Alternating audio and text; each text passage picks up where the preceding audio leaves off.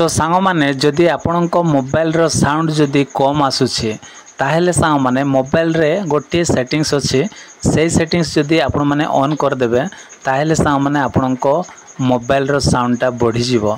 तो चलंतु सांग माने आमे से सेटिंग्स टा करिबा। तो कोन करिवे मोबाइल रो सेटिंग्स रे आपण माने पळे आसीबे।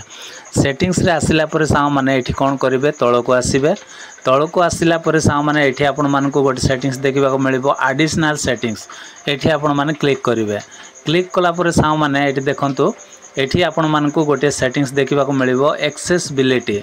तो एक्सेसिबिलिटी रे आपण माने एठी क्लिक कर देबे।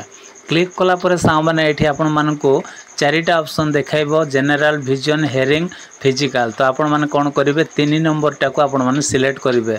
हेयरिंग को आपण माने सिलेक्ट करिवे।